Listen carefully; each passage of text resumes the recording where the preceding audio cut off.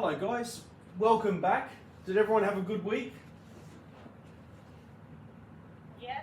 Oh, that's good. Excellent week. Did you do? Oh, very well, very nice actually. Yep. Did everyone do any internet in their free time, or did you use the internet at work this week? Well, mainly just to try and follow what was happening south by Alfred.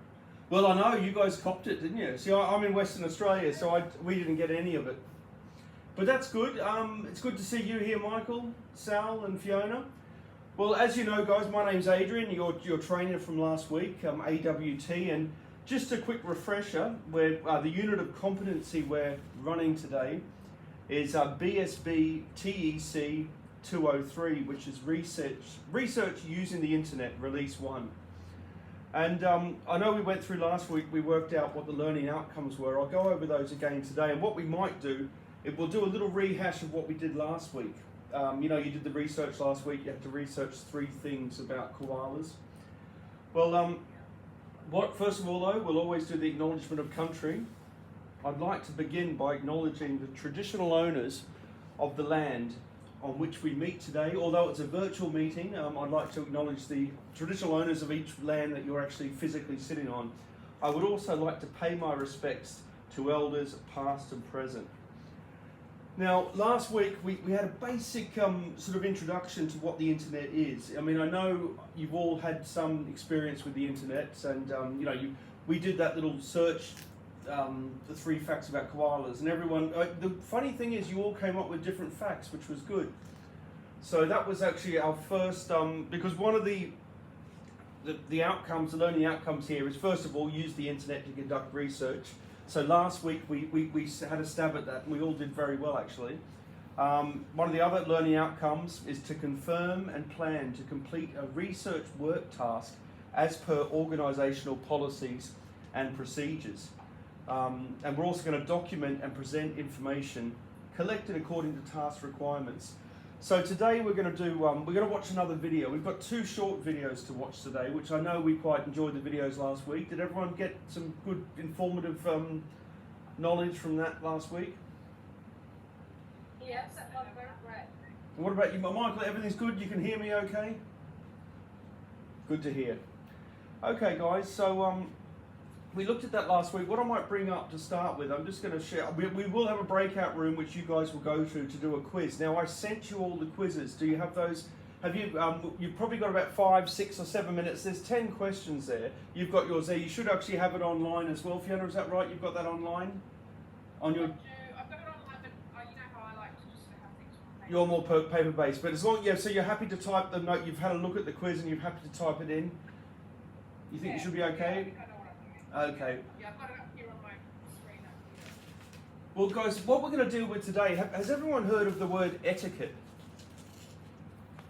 You know, sort of, and what's your, well, Salviano, the etiquette's sort of accepted rules of behaviour in society, like politeness and ways to behave, but there's a little funny play on word which is to do with the internet called netiquette.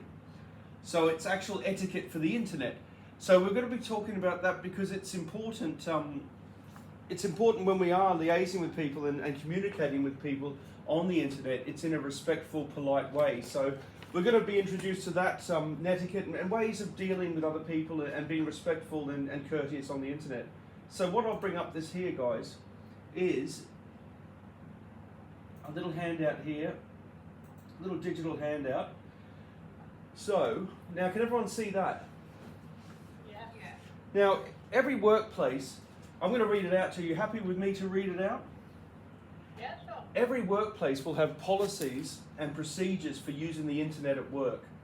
These guidelines help ensure that employees use online resources responsibly, securely, and productively. Now, these policies typically outline the same way you have accepted behaviour within your workplace. You might even have, even if you go to a local pub, you'll have accepted behaviours. You know, we will not accept loud behaviour or fighting or swearing. You've also got those sort of guidelines in an online community. So some policies, these would typically outline, okay, accepted behaviour online. So what employees can and cannot do while using the internet, including appropriate communication, ethical use of resources, and restrictions on personal browsing. Now, we'll go through just those there. With appropriate communication would be how we're communicating now. You know, we're not sort of degrading each other, or I'm not ridiculing anyone, or we're not swearing at each other. Not yet, anyway. Not yet. Yeah, let's wait until the assessment. Now, obviously we've got a nice bit of humour there. We're developing a good rapport there, Fiona. We haven't not learned anything, but we're developing a good rapport. No, so we've got appropriate communication. Now, ethical use of resources, that would be we're using the computer for ethical reasons. We went over ethics in our induction as well. So we're not using the internet for nefarious purposes. You know, we're not sort of smuggling drugs or watching pornographic material, things like that. And restrictions on personal browsing, I dare say that your boss wouldn't be too happy if you were booking flights to Vanuatu while you should be ordering coffee and collating the resources. I'm sure I'm right with that, am I? Yeah, definitely. Now, just touching on what we said before about netiquette principles, okay? So, as I said, a nice play on words from the word etiquette. It's the expected standards for online communication, such as professionalism in emails. Now, this can even be, do you know when you text your friends, you might put a lol or a kiss? We don't generally use emojis or acronyms in professional emails. If I was sending an email, even though we've got quite a nice rapport, I will send an email saying, "Hello Fiona, it's Adrian here, trainer from AWT. I hope you're well." I will maintain just what I need to say to Fiona. I won't say, "Oh, I went to the pub on the weekend and we had one too many beers," or "I went fishing," or I won't make a crude joke or a familiar joke. We will maintain professionalism. So respectful interactions in chat forums. You won't sort of, again, it's that sort of same thing as sexual harassment. You wouldn't make any sort of innuendo-riddled jokes or suggestions or anything. And most importantly, avoiding inappropriate or offensive content. Now, have you guys come across that in your workplace? Have you seen the policies and procedures for accepted behaviour? You've seen it, well, Michael, I think you were instrumental in writing yours in your workplace. Am I right? Okay. Now, you've got accepted or recommended sources of information. We touched on this last week. We touched on reliable websites, databases, or industry-specific sources that employees should use for research, fact-checking, and work-related tasks. So generally, I think you've got some accepted websites, generally government websites, and as I made that joke last week, you can trust a government website unless you're in North Korea, but or probably even America these days. But I won't place my political views on you guys. So employees should use for research, fact-checking, and work-related tasks. So what you do in your own time with the internet, which is, I'm sure it's going to be all above board, is up to you. If you want to send emojis to you two, you can send, you can send a joke, you can send a funny meme. But generally in work, we keep it to work-related things. So fact-checking and work-related tasks. Now, again, this brings us to the end here of approved applications or search engines. I'm going to go over that again as well. We're going to have a look at a little video. The preferred or mandatory tools for searching information, collaborating, or handling workplace data, ensuring security and compliance with company standards. So, it would be the sort of computer you use, the searching information, collaborating with others in your workplace. I dare say you collaborate, from supply to the accounts department might sort of send an email. So I think you're in supply, aren't you, Sal? Yes, I am. You must email Fiona and Fiona emails you in the workplace? Yes, we do. That's good. So, you keep that.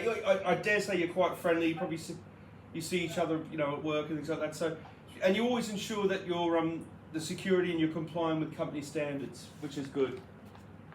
Yeah. So that's a good one, guys. So that's the first little handout we've looked at.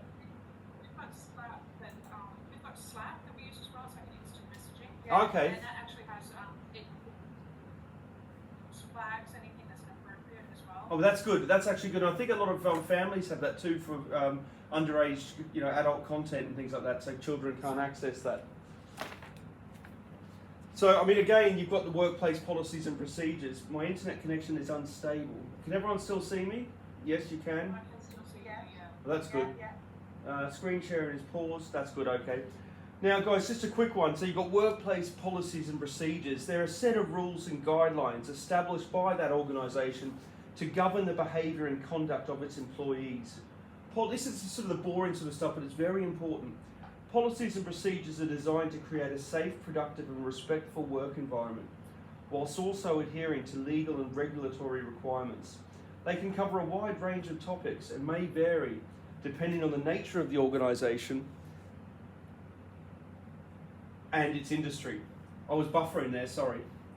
The policies and procedures related to research in using the internet include internet usage and work health and safety policies and procedures. We touched on workplace before, particularly with internet usage, having a good stable chair, upright chair, good posturepedic sort of chair, maintaining a good distance from the screen. You don't want to be too close to the screen. And we went through all of this in our inductions, and not spending too much time in front of the screens, having regular breaks. So guys, that brings us to our first video I'm going to show you here. We're just going to look at how internet engines work, okay? Now, can everyone see this? This is quite a good one. Yeah. Yeah.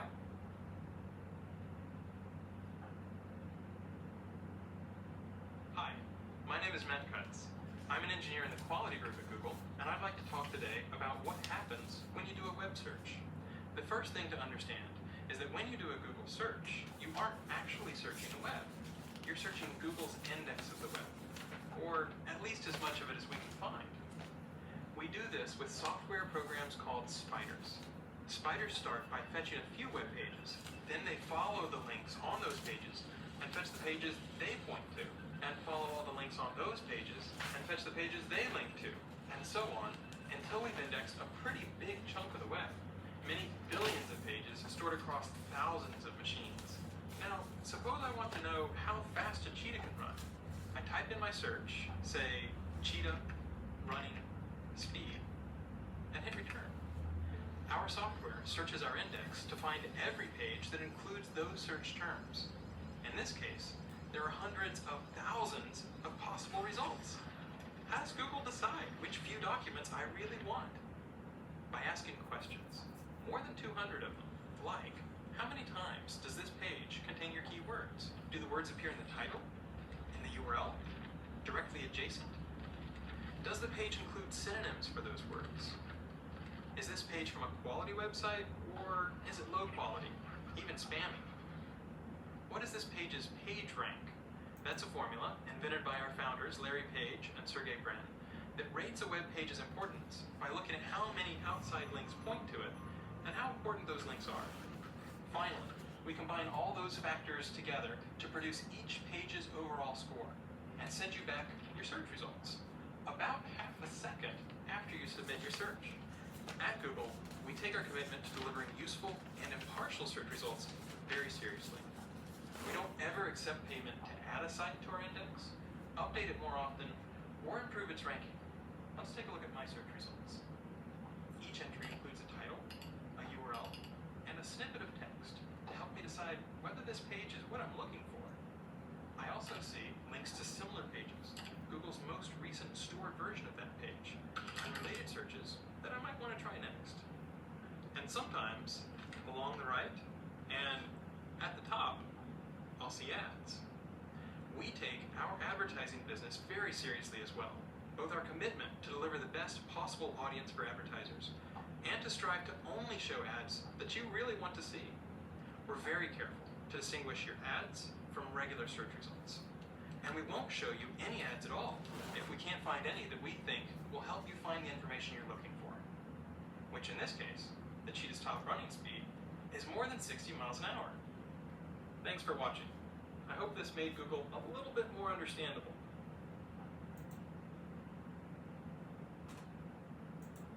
What did everyone think of that? That was quite a short but sweet video, wasn't it? Yeah, I really didn't know that about that. It was only Google that you were searching.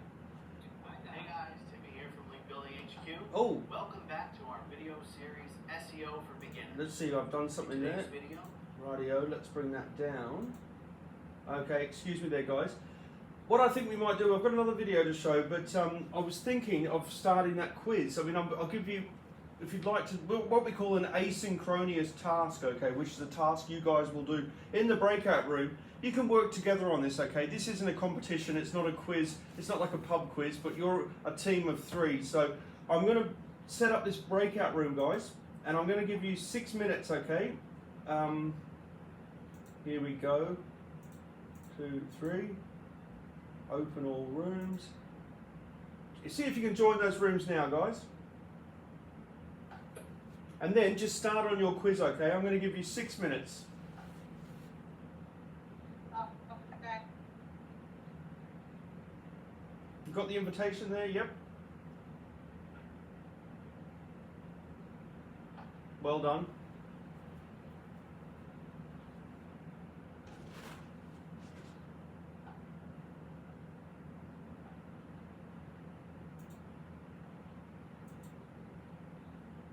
My name is Matt Kutz. I'm an engineer.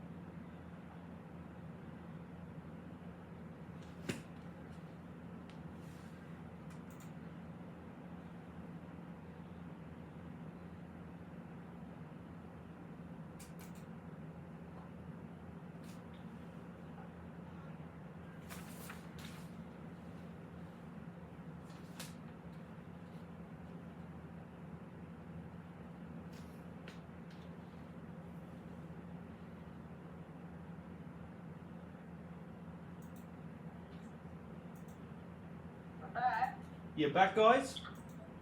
Yeah. How do you now? I brought that up here so we can go through it. Is everyone back? Yeah. Looks like mine is not screen. You can still hear us, Mike. I can still hear you all. Yeah, can you hear me? I can hear you, Mike. Yeah. So let's go through this, guys. Now what I'll do. I'll read the questions and let's see what everyone got. Okay. So number 1, what is the best search engine to use for researching topics online? What did you get, Sal? Any search engine and Google. Well done. Well done. What about Go. nice one, Fiona? I said the same thing. Well We done. all agreed on that one. Are you because you've been working together? And I suppose Michael, did you agree with that? No, I just put Google. I don't know what DuckDuckGo is. Oh, that's okay. No worries. That's fine. But I suppose, well, you're right there, really, because only Google. Well, you see, you can use others. So, although Google is, let's say, any search engine, reputable search engine. Now, number 2, what should you do if you find information on a website but are unsure if it's reliable? Check all the sources to verify the information. Did you all confer on that? Well done, guys. God, you're a good class. Now, which of the following is an example of a trustworthy website? A governmental or university website. Yep. Yeah. That's good. Well, we just for elimination. We said all the other ones you shouldn't be using. Yeah, Like, true. it's got no water details, so it's got lots of ads and pop-ups. Sounds a bit risky. That's right. A random website with no sources. That doesn't sound like it's reliable. Yeah. True. I think you did well there, guys. What about number 4? What does the domain .org usually indicate? Well, that means organisation, doesn't it? Yeah. Well done. That's a good answer there. Everyone agree on that? So is it a government website or could it be also a non-profit? It could be either of those. Yeah. Now, So what I about worked for a charity once and we had a .org. .org? Yeah. So that would be it. Yeah. Which search term would likely give the best results out of A, B, C, or D there? Yep, all agree on that? Yeah, it's got more information, hasn't it? Definitely, It's well like- done. It's Now- actually telling, like, the other one you can say best vacation, but you might get like snowy places. Exactly. And you really want the top rated, don't you? Now, guys, let's now number 6. Why is it helpful to use quotation marks in a search? It's the It's for an search. example. That's right. Yeah. Well answered, guys. Now, question 7. What is a primary source? Something that's like an open like process, you know, it's just coming from the one source. Start Well done. flow. Wonderful answer there, Michael. Question 8. If a website's information is outdated, what should you do? Well, if it was Wikipedia, you could change it. Well, definitely. I think they're doing that these days, aren't they? Yeah. So, what would you say for that one? I'd say that I'd check just if there are more recent sources available. That's Yeah, brilliant. sounds- Now, question 9. We're almost near the end, guys. Why is it important to check multiple sources when researching?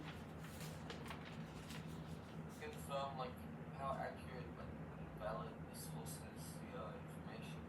Perfect, Michael. Yeah, so that's A, isn't it? Great answers, guys. You're really working really well as a team here, and everyone's still quite comfortable with the pace of the lesson and how we're. So that's a nice background you've got there, Sally. Your internet usage is really coming along. Like last week, look at that. What is plagiarism, guys? Is it A, copying and pasting Wonderful. someone else's work? Fiona, wonderful, guys. And listen, we put 10 out of 10. That would be a definite competence. So there will be in our assessment. There's going to be another quiz like this in our assessment. But our next lesson will be me brief. Yeah, unfortunately no. But I'm going to explain everything on the next lesson. What I'm going to do now, guys, is we're going to look at another video about netiquette. This is only a short video talking about the etiquette of the internet. Okay, here we go. Etiquette is Everyone the can rules see that? govern behavior in society. Yeah. With the arrival of the internet, society expanded to connect people all around the world. But connecting through a keyboard in semi-anonymity makes it easy to forget one's manners. Thus arose the concept of netiquette. Netiquette is etiquette for the internet. These are generally agreed upon rules for respectful and appropriate communication across the internet. Most websites, forums, and social media have their own rules, as well as someone to monitor compliance with those rules and eject those who break them. If you're not sure what is appropriate and what's not, here are 12 netiquette rules to guide your online behavior. 1. Be as polite online as you would be in person. If you wouldn't insult someone to their face, or provoke or threaten them, don't do it online. 2. Think before you post. A screenshot or copy of what you say can be made faster than you can delete that post. As the saying goes, once on the internet, always on the internet. 3. Maintain self-control. Don't be rude about a topic or to someone who disagrees with you. You can't go wrong if you stay respectful, polite, and professional. 4. Read an entire post and its comments before asking questions or posting answers. Someone already may have asked or answered it. 5. Be your own grammar police. Check your spelling, punctuation, and grammar. There are even apps that do it for you. It not only makes you look good, but helps keep your meaning clear. 6. Respect others' privacy. Use the blind carbon copy recipient line to keep email addresses private.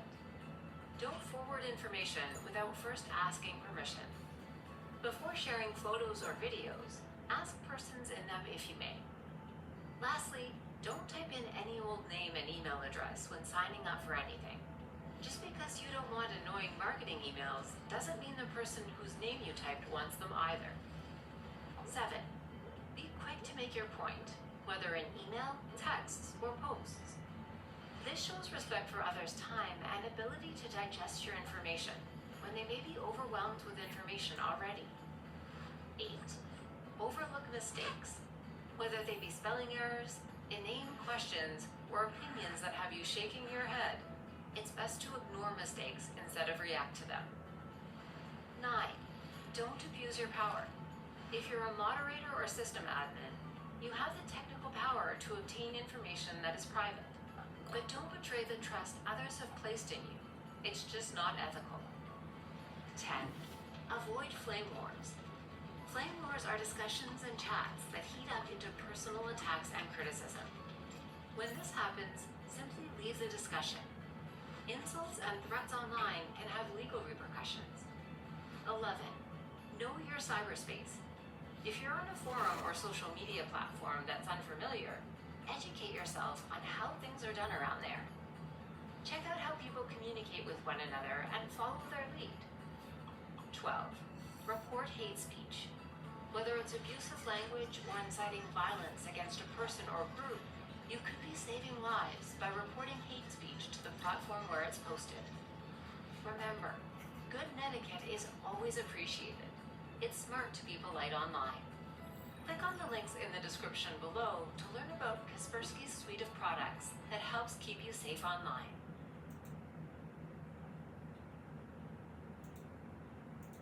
Now guys, that was quite interesting, wasn't it? Yeah. So that just gave us, we touched on netiquette, so basic etiquette for the internet. So really in the last two, we're drawing to a close now of our 2 lessons. We have our assessment coming up in about 3 days, I believe. Now what we'll do, you'll get an indication, we'll send you an email on when that will occur. So we're going to have an assessment briefing first, guys. I'm going to brief you on everything to expect about how the assessment will take place. So that's going to be our next lesson. So just to recap the last 2 lessons we've had, we looked at what a search engine is. In both lessons we've had a look at that today, and the other day we used a search engine, and you all researched on koalas, and that was fantastic. And I learned quite a bit. I know we all did. We all learned a bit on that. So it just goes to show, even a fun game like that, we're constantly amassing knowledge, you know. So what I hope to do, guys, I hope so far is everyone comfortable? At the pace at which we're working, as you do know, if you have any queries or if you'd like any extra support, you can email me, send me a message. If there's anything you... Oh no, look, it's an absolute... that's what I'm here for. I'm here to ensure that the learning experience is comfortable and enjoyable, because what we really want to, gain competency in these modules, but also, enjoy it as well. So, I know it's if it could be your first time in this sort of competency-based training, but so we're going to go through the assessment on the next lesson, and the first 2 lessons we've looked at netiquette, Google research, policies and procedures, and I think the fun part of it is actually research using Google. So sometimes they call it a rabbit hole too. You can get into Google and you just go from one subject to another. But what I'd like to good course. Well, I think you were saying you might be doing the follow-on course from this. Yeah. Well, that's great. That's wonderful. How good it is. Well, that's fantastic. And hopefully Michael's enjoyed it as well. Thanks, Michael. Thanks, Fiona. Thanks, Albiana. I'd like to thank you all for for taking part. But any questions you guys may have about the assessment, we'll address In the next, we're going to have a half-hour session, so it's going to be similar, exactly the same as this in our virtual room, and we'll go through what is required, what to expect, avenues of if you require any other assistance, reasonable adjustment, which we'll do that. But we're going to go through everything, guys, and I look forward to seeing you all. Is everyone free on Tuesday afternoon for the you've allocated the time for it? Yes, Yes. Okay. So there's nothing really to just keep up the good work. You do a bit of internet research while you're in your spare time, and you'll be using it at work. I'm sure your manager's quite happy with how you're all progressing. I certainly am. Everyone here at AWT is very happy, and I look forward to seeing you all. Thank you all again. You've all been adhering to everything perfectly, and I look forward to seeing you on Tuesday. Same time, same place, eh? You're in outer space at the moment, Sal. Yeah, looking good. yes. Yep. Take care, guys. Thanks a lot. Bye.